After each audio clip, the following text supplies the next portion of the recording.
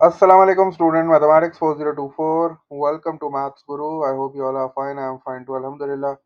In this video, we'll be looking at some questions of the Maths Mocks paper 2024. Basically, P1 है ये grade 11 का और इसमें I will try to solve all the questions. मैं different parts बना दूंगा उसके. फिलहाल अभी इस पार्ट में इंशाल्लाह कुछ क्वेश्चंस है हमारे पास 6 to 7. उनका सॉल्यूशन जो है वो डिस्कस कर लेते हैं। देखते हैं कि क्वेश्चन में क्या पूछा था और what is the best strategy to solve certain type of questions. Wordings भी थोड़ी सी डिस्कस कर लेंगे ताकि ये कि तुम लोग को जो है वो अपनी मिस्टेक्स का आइडिया हो जाए। बाकी इंशाल्लाह पेपर रिव्यू जब होगा तो तुम लोग अच्छी तरीके से जो है वो और ये चीज़ें डिस्कस कर सकते हो अपने टीचर से। तो let's just start the question. पहला क्वेश्चन हमारे पास जो था उसमें उसने बोला था इवैल्यूएट। इवैल्यूएट का जो क्वेश्चन होता है ना, इसका मतलब होता है you have to find the value. ठीक है, इसका एक ही आंसर आता है बस। ठीक है, आपको जो है वो सिंप्लीफाइड फॉर्म में इसका आंसर देना होता है। बेसिकली इसमें आपको जो है वो वैल्यू फाइंड आउट करनी होती है। तो अब हमें किसकी वैल्यू फाइंड आउट करनी है, हमें किसको सॉल्व करना है। हमारे पास क्वेश्चन है 360 डिवाइडेड बाय 0.09। ठीक है, अच्छा अब 360 है हमारे पास, 360 डिवाइडेड बाय 0.09 है। आपको पता है डिवीजन में जो है ना वो हमारे पास डेसिमल्स नहीं होने चाहिए। तो इसकी सबसे आसान ये है कि आपने क्या किया, सबसे पहले अपने क्वेश्चन को जो है वो इस तरह फ्रैक्शन की फॉर्म में लिखा और अब ये डेसिमल जो है ना इसको रिमूव करना है। तो अब डेसिमल को रिमूव करने के लिए मैंने ये देखा कि मेरा जो डिनोमिनेटर है उसमें दो डेसिमल प्लेसेस हैं। इसका मतलब है कि मैं इसको भी 100 से मल्टीप्लाई कर देता हूँ। ठीक है, ताकि ये जो डेसिमल है ये रिमूव हो जाए। तो मैंने इसको भी 100 से मल्टीप्लाई कर दिया और मैंने ऊपर वाले को भी 100 से मल्टीप्लाई कर दिया। उसके बाद मैं इसको सिंप्लीफाई कर लूंगा और मैं अपना जो है वो फाइनल आंसर लिख लूंगा। जब मैं इसको मल्टीप्लाई करूंगा तो ये मेरे पास जो है वो हो जाएगा 360। तो पहले से ही था, जब मैं 100 से मल्टीप्लाई करूंगा तो दो जीरोस इसमें और ऐड हो जाएंगे। और जब मैं 0.09 को 100 से मल्टीप्लाई करूंगा तो ये जो मेरा डेसिमल है ये शिफ्ट हो जाएगा इधर। तो अब ये 9 बचेगा मेरे पास बस। ठीक है, तो इसको सिर्फ 9 लिखना है और कुछ नहीं लिखना है इसको। जब आप इसको सिंप्लीफाई करोगे आपको पता है 9 टाइम्स 1 इज 9, 9 फोर ज़ा 36 और फिर आपके पास ये जितने जीरोज हैं ये सारे 4 के साथ आ जाएंगे। तो आपका जो रिक्वायर्ड आंसर आ जाएगा दैट विल बी 4000। तो आपका आंसर 4000 आएगा। 1 मार्क का था ये। इसके लिए जो है वो ये बेस्ट, इतनी वर्किंग काफ़ी है। बस हमेशा याद रखना जब भी फ्रैक्शंस में डिवीजन हो रहा होता है तो आप देखते हो कि अगर डेसिमल नंबर है तो पहले आप वो डेसिमल को हटाते हो। उसके लिए आप 10, 100, 1000 जिससे आपको मल्टीप्लाई करना है और उसके बाद जो है वो मल्टीप्लाई करने के बाद इसको सिंप्लीफाई कर लिया करो। तो फर्स्ट पार्ट का आंसर हमारे पास आ गया 4000। सेकंड पार्ट में उसने बोला था एक्सप्रेस 0.53 एज अ परसेंटेज। तो भाई जिस चीज़ को भी परसेंटेज में एक्सप्रेस करना है you have to multiply it with 100। तो यहाँ लिखा हुआ है 0.53, आपने 0.53 को 100 से मल्टीप्लाई कर दिया तो डेसिमल आपका दो प्लेसेस आगे शिफ्ट हो गया। तो ये जो है वो 53% बन गई। ठीक है, सिंपल सा क्वेश्चन था 1 मार्क का। उसके बाद उसने हमें दिया था एक बॉड मास का क्वेश्चन जिसमें उसने अगेन हमें बोला इवेल्युएट। इवेल्युएट का मतलब है कि हमें एक वैल्यू फाइंड करनी है, एक सिंपल आंसर आएगा इसका। अच्छा अब उसने जो है उसमें मल्टीपल ऑपरेशंस यूज़ किए हुए हैं। प्लस भी है उसमें, डिवाइड भी है उसमें, पावर भी है उसमें। ठीक है, तो सबसे पहले आपको पता है अगर बॉड मास देखो तो बॉड मास में जो है वो ऑर्डर पहले आता है। मतलब सबसे पहले हमें इसकी पावर जो है ना वो सॉल्व करनी है। तो उसके लिए ज़रूरी ये है कि तुम बाकी किसी भी चीज़ को नहीं छेड़ोगे, तुम बाकी सारी चीज़ों को एज इट इज़ लिख के चलोगे। जैसे यहाँ लिखा हुआ है 32, आपने 32 लिखा। प्लस लिखा हुआ है ब्रैकेट में -16 है, आप इसको -16 इसी तरह ब्रैकेट में लिखोगे। और उसके बाद जो है वो आप डिवाइड का साइन लगाओगे। डिवाइड का साइन जैसे लगा हुआ था आपने डिवाइड का साइन लगा दिया और फिर आप -2 का स्क्वायर करोगे। -2 का स्क्वायर का मतलब है -2 मल्टीप्लाई बाय -2। तो वो +4 आएगा क्योंकि नेगेटिव नंबर का स्क्वायर हमेशा पॉजिटिव आता है। तो अब ये नेगेटिव जो है वो नहीं आएगा इधर। -2 का स्क्वायर 4 हो जाएगा, आपने 4 लिखा। अब बाकी सारी चीज़ें आप ऐसी लेके चलोगे। 32 ऐसी लिखा हुआ है आपने, जो है वो 32 ऐसी लिखा। अब ये प्लस माइनस मल्टीप्लाई करने की जरूरत नहीं है, अगर आपने कर दिया तो ये गलत हो जाएगा। इसीलिए जो है ना इसको बस ऐसे ही रहने देना है, प्लस लगा है। अब आप इसको सॉल्व करोगे, -16 को 4 से डिवाइड करोगे तो आपके पास -4 आएगा। ठीक है, -16 को जब आप 4 से डिवाइड करोगे तो आपके पास -4 आएगा। अब आपके पास जो है वो सिर्फ प्लस माइनस है, तो अब आपने जो है वो इस साइन को मल्टीप्लाई करा देना है। तो प्लस माइनस जो है वो माइनस हो जाएगा। 32 -4, your final answer will be 28। तो अगर तुमने कोई और काम करने की कोशिश करी तो ये बॉड मास के क्वेश्चन जो है ना ये काफ़ी जो है वो उसमें ख्याल रखना पड़ता है, वरना आपका आंसर गलत आया था। और ये 1 मार्क के होते हैं भाई, आंसर सही आया तो जो है वो नंबर मिलेगा, नहीं आया आंसर गलत आया, इसमें कोई ये नहीं है कि फर्स्ट स्टेप सही किया या सेकंड स्टेप सही किया है, इसमें जो है वो आपको मार्क्स नहीं मिलते। तो बस ये ख्याल किया करो। बॉडमास के क्वेश्चन में जिसको सॉल्व करना है ना, बस आप उसी पे फोकस रखोगे, बाकी सारी चीजें एज इट इज आप कॉपी करते रहोगे। अच्छा, इसके बाद हमारे पास एक क्वेश्चन था जिसमें उसने हमें दिया था इवेल्युएट, दोबारा उसने हमें दिया है। ठीक है, अच्छा अब हमारे पास जो है ना वो है 1/1.25। सही है, 1/1.25 आपके पास है। अब ये जो है वो फ्रैक्शन प्लस डेसिमल जो है ना, ये मिक्स फॉर्म में उसने पता नहीं दे दिया कोई सी फॉर्म में। तो अब इसको इवेल्युएट करना है और बोला है कि एज अ डेसिमल। ठीक है, तो अब एज अ डेसिमल अगेन वही करना है कि हम पहले काम ये कर लेंगे, इसको पहले डिवाइड तो कर लें सही तरीके से, क्योंकि ये तो अभी फ्रैक्शन में भी है डेसिमल में भी है। तो मैं काम ये करता हूँ कि भाई डिवाइड कर रहा हूँ, तो मैं यहाँ से जो है ना डिनोमिनेटर में जैसे मुझे यहाँ डिनोमिनेटर में डेसिमल नज़र आ रहा था, तो मैं डिनोमिनेटर को डेसिमल को हटाने के लिए मैंने क्या किया, इसको भी चूंकि डेसिमल के बाद दो प्लेसेस है तो मैंने इसको भी 100 से मल्टीप्लाई कर दिया। ठीक है, और मैंने ऊपर वाले नंबर को भी 100 से मल्टीप्लाई कर दिया, क्योंकि इसमें जो है ना वो डेसिमल नहीं होना चाहिए, होल नंबर्स को डिवाइड करना आसान होता है। तो मेरे पास यही स्ट्रैटेजी है कि मैंने देखो पहले पार्ट में भी यही काम किया था, मैंने अपने जो भी उसने मुझे दिया था मैंने उसको फ्रैक्शन की फॉर्म में लिखा, क्योंकि वो दोनों नंबर्स जो है डिवाइड हो रहे थे, तो मैंने फ्रैक्शन की फॉर्म में लिख दिया।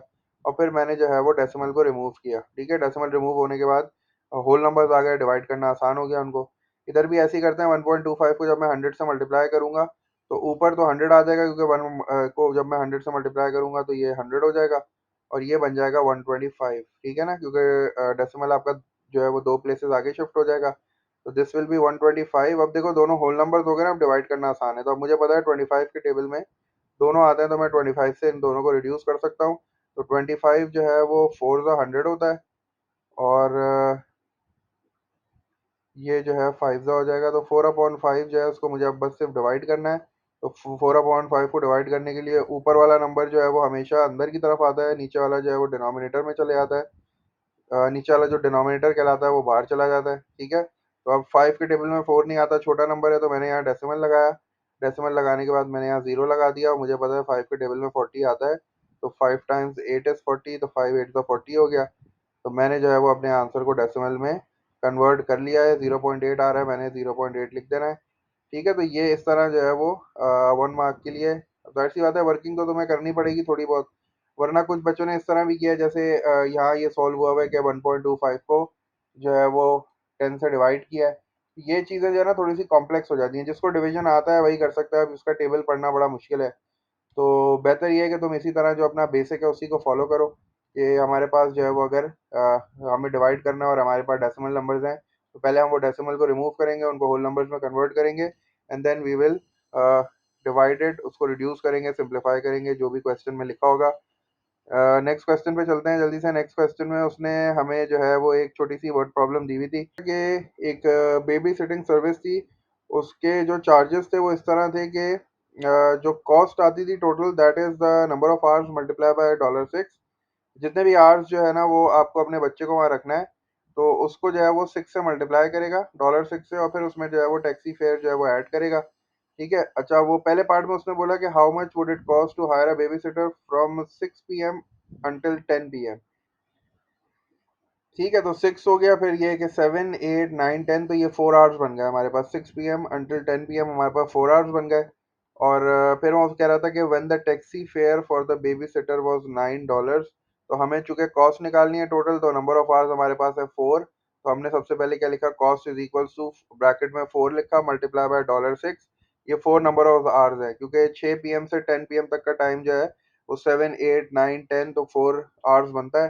तो 4 आवर्स को मैंने 6 से जो है वो मल्टीप्लाई किया। ठीक है, अच्छा और फिर मैंने ब्रैकेट इसलिए लगाया क्योंकि जाहिर सी बात है यहाँ भी वो मल्टीपल ऑपरेशंस आ गए हैं, तो पहले मल्टीप्लाई करूंगा, उसके बाद उसमें टैक्सी फेयर ऐड कर दूंगा। टैक्सी फेयर जो है वो $9 है। तो 4 टाइम्स 6 इज 24, और 24 में जब मैं 9 ऐड करूंगा तो मेरे पास जो आंसर आ जाएगा दैट विल बी $33। अच्छा, नेक्स्ट पार्ट में उस हमसे कह रहा है कि Mr and Mrs Thomas paid Little Tots $30.55 for someone to look after their small child for 3 hours. How much was the taxi fare. ठीक है, अच्छा अब यही वाली इक्वेशन यूज करेंगे, उसने हमें इक्वेशन जो दी हुई है, cost is equal to number of hours multiply by $6 plus taxi fare. अब टैक्सी फेयर फाइंड आउट करना है, और बाकी सारी चीजें उसने हमें दी हुई हैं। कॉस्ट हमारे पास है 30.55 equals to number of hours कितने हैं, नंबर ऑफ आवर्स हमारे पास है 3, तो 3 आ गया, मल्टीप्लाई बाय 6, इसको इसी तरह ब्रैकेट में लिखा। ठीक है, और फिर प्लस जो है वो टैक्सी फेयर के लिए टी लिख दिया हमने। उसके बाद ये हुआ कि 3 टाइम्स 6 इज 18, तो ये हमारे पास इस तरह हो गया कि चूंकि हमें टी फाइंड आउट करना है तो 18 को हमने दूसरी साइड पे शिफ्ट कर दिया, तो T is equal to 30.55 minus 18 हो गया, और जो टी की वैल्यू आ गई वो आ गई $12.55। अच्छा, अब कुछ बच्चों ने जो है ना वो मिस्टेक ये की है कि 30.55 को सब्ट्रैक्ट जो है ना उन्होंने किस तरह किया है कि देखो ये 30.55 है, सही है, आपने इसको इस तरह लिखा ऊपर। अब जब आप इसके नीचे 18 लिखोगे ना तो 18 का मतलब ये है कि डेसिमल के नीचे डेसिमल आता है। ठीक है, तो आपने पहले डेसिमल के नीचे डेसिमल लगाया। अब आपको पता है 18 में डेसिमल जो है वो 8 के बाद है, तो 18 जो है ना वो इस साइड पे आएगा। ठीक है, अगर आप उसको दूसरी साइड पे लिख दोगे तो वो फिर आपका आंसर जो है ना वो गलत हो जाएगा, वहाँ कुछ भी नहीं था, तो ये 0 0 हो गया। और अब आप जब इसको सब्ट्रैक्ट करोगे तो आपके पास जो आंसर आएगा दैट विल बी 12.55। तो टैक्सी फेयर जो था ना वो 12.55 जो है डॉलर था। सही है, तो बस ये थोड़ा सा ये होता है कि डेसिमल सब्ट्रैक्शन और डेसिमल एडिशन में जो है ना वो डेसिमल के नीचे डेसिमल आना चाहिए। अगर आप डेसिमल के नीचे डेसिमल नहीं लगाओगे ना तो फिर आपको डिजिट्स लिखने में प्रॉब्लम होगी, जिसकी वजह से आपका आंसर जो है वो गलत आएगा। अच्छा, अब जरा सा देखते हैं what is the next question. Next question हमारे पास था, अच्छा भाई, अब नेक्स्ट क्वेश्चन हमारे पास था रेशियोज का। उसमें उसने हमें बोला कि Ahmed pays a total of $81 for wood paint and a hammer. ठीक है, टोटल जो है वो $81 दे रहा है, वो तीन चीज़ों के दे रहा है, वुड के, पेंट के और हैमर के। The amounts he paid for the wood paint and hammer are in the ratio of 4:3:2। तो 4:3:2 ये जो टोटल अमाउंट इसने पे किया है ना वो उसने वुड, पेंट और हैमर के लिए इस रेशियो में पे किया है। तो 4 उसने जो है वो वुड का दिया है 4 पार्ट्स, और पेंट का उसने 3 पार्ट्स दिया है, और जो हैमर का है वो 2 पार्ट्स है, और टोटल है 81। हमसे कह रहा है calculate how much Ahmed pays for the hammer. तो इसका सिंपल सा बस वही है कि पहले तुम ये तो देखो कि तुम्हारा जो 81 है डॉलर्स वो कितने पार्ट्स में डिवाइड हुआ है। तो 4 + 3 कितना हो गया, 7, और 7 + 2 जो है वो 9 हो गया। तो इसका मतलब ये हुआ कि $81 जो हैं वो टोटल 9 पार्ट्स में डिवाइड हुए हैं।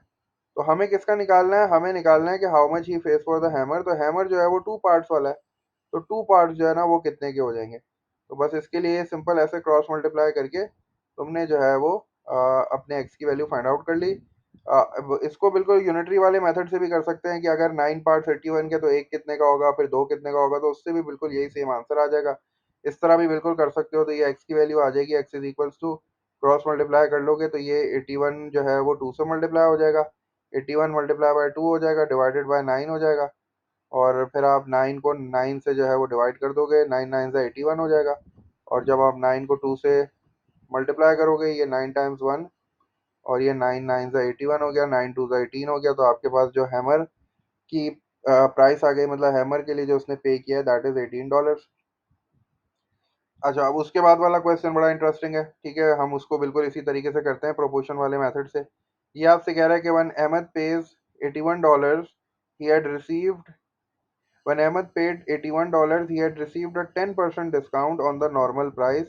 Calculate the normal price। अब ये देखो, जब अहमद ने $81 पे कर दिए तो उस पे उसको 10% डिस्काउंट मिला है। He had received a discount of 10%। मतलब ये है कि जो $81 है ना ये डिस्काउंटेड प्राइस है। ओरिजिनल कुछ और थी, कह रहा है ना नॉर्मल प्राइस बताओ, तो वो ओरिजिनल तो कुछ और थी। ये जब उसने $81 पे किया ना तो उसको उसने 10% डिस्काउंट दिया। तो इसका मतलब ये है कि ये जो 81 है ना ये ओरिजिनल नहीं है, ये 100 नहीं है, ये तो 10% डिस्काउंटेड वाली है। तो 10% डिस्काउंटेड वाली का मतलब क्या हो गया कि ये 90 है। तो हमें 100 वाली निकालनी है, क्योंकि उसने बोला है ना कि आपको नॉर्मल प्राइस निकालनी है, तो हमें जो है वो 100 वाली निकालनी है बस। यहाँ एक्स लिख दिया तुमने। ठीक है, वही वाला तरीका, क्रॉस मल्टीप्लाई कर लो जल्दी से और जो है वो सिंप्लीफाई कर लो। चूंकि ये पेपर वन है तो कैलकुलेटर तो इसमें अलाउ नहीं है, तो तुम्हें जो है वो वर्किंग सारी खुद करनी पड़ेगी। और भी बहुत सारे मेथड हैं इसको करने के, लेकिन हमें ये सबसे अच्छा लगता है मेथड। और इसमें एक है थोड़ा क्वेश्चन को जो है वो थोड़ा सा हौसले से पढ़ना पड़ता है, क्योंकि बच्चे जल्दबाजी में जो है ना वो प्लस भी कर देते हैं कभी। और इसमें बस ये देखना होता है कि भाई जो चीज़ गिवन है वो 100 वाली है या 100 से कम है या 100 से ज़्यादा है, और आपको क्या निकालना है। ठीक है, चलो अब जल्दी से एक्स की वैल्यू निकाल लेते हैं। एक्स की वैल्यू क्या हो जाएगी, 81 को जो है वो मैं 81 मल्टीप्लाई बाय 100 हो जाएगा, और 81 विल बी मल्टीप्लाइड विद 100, और नीचे जो है वो 90 आ जाएगा। और बस फिर सिंप्लीफाई कर लेते हैं, हमारे पास ज़ीरो से ज़ीरो भी कैंसिल कर सकते हैं, 90 है ना नीचे, तो हमारे पास जो है वो एक ज़ीरो से ज़ीरो कैंसिल हो जाएगा। ये ज़ीरो से ये वाला ज़ीरो कैंसिल हो गया, और 9 1 ज़ा 9, और 9 9 ज़ा 81 हो जाएगा। ठीक है, और जब आप 9 को 10 से मल्टीप्लाई करोगे तो आपके पास जो आंसर आ जाएगा दैट विल बी 90। उसके बाद उसने हमें दो ब्लैंक्स दी थी, उसमें उसने बोला था कि थोड़ा इसको आगे कर लेते हैं। ठीक है, उसमें उसने कहा था complete the following sentences which describe two different types of quadrilateral. अच्छा, क्वाड्रिलेटरल की बात की थी, उसने कहा था क्वाड्रिलेटरल्स है। अच्छा, फर्स्ट में उसने कहा था कि a dash has two pairs of equal sides and just one line of symmetry. ठीक है, अच्छा अब तो यहाँ इसके लिए जाना तुम्हें काइट वाला कॉन्सेप्ट होना चाहिए। काइट जो है ना, उसमें सिर्फ एक लाइन ऑफ सिमेट्री होती है। काइट में जो है वो दो सेट ऑफ पैरेलल लाइंस वो होती हैं, दो सेट ऑफ इक्वल लाइंस का है ना इसमें, हाँ, to pairs of equal side. तो ये वाली साइड और ये वाली साइड बराबर होती है, ये वाली साइड और ये वाली साइड बराबर होती है, तो ये जो है वो टू इक्वल पेयर्स आ गए। और इसमें लाइन ऑफ सिमेट्री जो है ना वो सिर्फ बीच से बनती है इस तरह। तो ये काइट की बात कर रहा है, तो काइट ऐसा शेप है जिसमें to pairs of equal sides हैं लेकिन एक सिर्फ लाइन ऑफ सिमेट्री है, तो यहाँ काइट आ जाना था। उसके बाद उसने बोला dash has two pairs of equal sides. ठीक है, two pairs of equal sides है, no line of symmetry. No line of symmetry अब ये हो गया, चूंकि ये क्वाड्रिलेटरल है तो क्वाड्रिलेटरल में आपने स्क्वायर भी हटा दिया, क्योंकि स्क्वायर में भी लाइन ऑफ सिमेट्री होती है, रेक्टेंगल में भी लाइन ऑफ सिमेट्री होती है, रोम्बस में भी लाइन ऑफ सिमेट्री होती है। तो अब इसके अलावा जो है वो ट्रेपीजियम में ऐसा होता है कि ट्रेपीजियम में एक सेट ऑफ पैरेलल लाइंस होती है, सिर्फ एक होती है, दो नहीं होती। तो इसका मतलब ये है कि फिर आप जो है वो पैरेललोग्राम बना के चेक कर लोगे कि ये पैरेललोग्राम की बात कर रहा है, क्योंकि पैरेललोग्राम में ऑपोजिट साइड जो है ना वो बिल्कुल बराबर होती हैं। ठीक है, और इसमें ना कोई लाइन ऑफ सिमेट्री नहीं होती, क्योंकि ये जो है ना आप जहाँ से भी कट करोगे इक्वल हाफ में कट नहीं होगा। और आगे उसने बता भी दिया कि भाई रोटेशनल ऑर्डर टू है, तो इसका मतलब है कि ये पैरेललोग्राम की बात करता है। ट्रेपीजियम में जो है वो रोटेशनल ऑर्डर टू नहीं होता, और ट्रेपीजियम में जो है ना वो दो जो पेयर्स ऑफ इक्वल साइड्स नहीं होती, सिर्फ एक होती है, वो भी सिर्फ आइसोसेलेस में होती है। अगर आइसोसेलेस ट्रेपीजियम है तब उसमें इक्वल साइड्स होती हैं, वरना ट्रेपीजियम में फिर इक्वल साइड्स भी नहीं होती। ठीक है, तो ये इसका आंसर हो गया पैरेललोग्राम। अगला क्वेश्चन देख लेते हैं। अगले क्वेश्चन में उसने हमें ये बोला था इवेल्युएट टू की power n minus n square.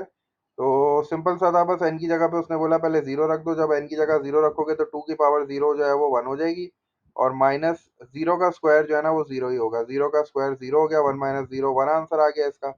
अगले पार्ट में उसने जो है वो फिर हमें इसी के कुछ और पार्ट दिए थे। हाँ, अगले में बोल रहा था कि n is equals to three है, n is equals to three है, और तुम्हारे पास जो इक्वेशन थी वो थी टू की power n minus n square.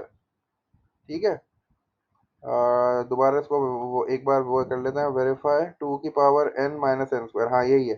तो अब जब तुम n की जगह पे थ्री रखोगे तो इसका मतलब ये हो गया कि टू पे तुम्हें थ्री रखना पड़ेगा, और फिर थ्री का स्क्वायर लेना पड़ेगा। तो टू के जो जिसका मतलब है टू पे पावर थ्री का मतलब two multiply by two multiply by two eight हो गया, और थ्री का स्क्वायर जो है वो नाइन हो गया, तो नाइन एट माइनस नाइन जो है वो माइनस वन आंसर आ गया। ठीक है, तो बस ये सिर्फ वैल्यूज पुट करनी थी, वन वन मार्क के थे भाई। तो वन मार्क में ये होता है कि फिर आपको जो है वो सिर्फ जो करेक्ट आंसर है ना उसी पे नंबर मिलते हैं। अगर आपका आंसर गलत है तो फिर आपको नंबर नहीं मिलते। तो अब ये करना है कि ये थ्री वन सा थ्री हो जाएगा, थ्री टू सा सिक्स हो जाएगा, और फिर ये डबल पावर आ जाएगी टू पे जो है वो स्क्वायर भी है और फिर बाहर भी एक स्क्वायर है, तो ये इस तरह हो जाएगा। और आपको पता है डबल पावर जो है वो मल्टीप्लाई हो जाती है, तो टू टू का क्या हो जाएगा फोर, तो टू की पावर फोर जो है that will be equals to two multiply by two multiply by two multiply by two, जो कि 16 के बराबर हो जाएगा। तो इसका आंसर जो है वो 16 आ गया। और लास्ट पार्ट देख लेते हैं जल्दी से इस वीडियो का। इसमें ये कह रहा है given that one upon three की पावर के है। अच्छा, अब ये है वन ओवर थ्री की पावर के इक्वल्स टू नाइन। तो चूंकि ये इंडाइसिस का क्वेश्चन है, इक्वेशन इन्वॉल्विंग इंडाइसिस, तो इसमें आपको पता है you have to make the base same on both the sides. हाँ, तो यहाँ थ्री है और यहाँ नाइन है, तो इसका मतलब है कि ये नाइन को भी थ्री में कन्वर्ट करना पड़ेगा। और मैं ये काम करता हूँ, ये पावर जो है ना ये सबको दे देता हूँ। जब मैं वन पे के पावर दूंगा तो वन पे के पावर जो है वो सिंपल वन हो जाएगी, और ये जो के पावर जब थ्री पे जाएगी तो ये हो जाएगा वन थ्री की पावर के इस तरह। और जब मैं इस साइड पे आऊँगा तो यहाँ जो है वो थ्री स्क्वायर हो जाएगा। अब वो यहाँ जो है वो थ्री न्यूमरेटर में, वहाँ डिनोमिनेटर में, तो मैं इसको शिफ्ट करता हूँ ऊपर। तो जब ये ऊपर की तरफ आएगा तो ये हो जाएगा माइनस के। ठीक है, और वहाँ जो है मेरे पास है थ्री का स्क्वायर। अब जब बेसिस इक्वल हो जाती हैं दोनों साइड पे तो अब मुझे पावर्स को इक्वल करना होता है। तो पावर्स को जब मैं इक्वल करूंगा तो मेरे पास जो है वो पहले स्टेप में आ जाएगा कि माइनस के जो है वो टू के बराबर आ जाएगा। चूंकि मुझे जो है वो के की वैल्यू निकालनी है तो मैं जो है माइनस को शिफ्ट कर दूंगा दूसरी साइड पे। या फिर तुम ये कह सकते हो multiply by minus on both the sides. तो मेरे पास जो k की वैल्यू आ जाएगी that will be equals to -2। ठीक है, तो ये कुछ क्वेश्चंस थे भाई मॉक्स पेपर 1 के। इंशाल्लाह मैं इसका पार्ट 2 भी बनाऊंगा जिसमें और क्वेश्चंस इंशाल्लाह डिस्कस करेंगे। और then we will move on to paper 2 as well. देखते हैं कितना जो है वो कब तक शेयर होता है। आई होप ये वीडियो तुम लोग के लिए हेल्पफुल होगी इंशाल्लाह। बस ये है कि थोड़ा सा जो है ना वो बेसिक्स चीज़ों को जो है ना, बेसिक पेपर 1 के लिए जो है ना वो बेसिक चीज़ें आपको प्रैक्टिस करते रहनी पड़ती हैं। डेसिमल डिवीजन, डेसिमल मल्टीप्लिकेशन, तो ये सारी चीज़ें क्योंकि वहाँ नॉन कैलकुलेटर होता है तो you have to do that. और फिर उसी में जो है ना बच्चा स्ट्रगल करता है और अपने मार्क्स जो है ना वो लूज़ करता है। आई होप ये वीडियो हेल्पफुल होगी इंशाल्लाह। Stay tune for the next part. Until then take care. अल्लाह हाफिज़।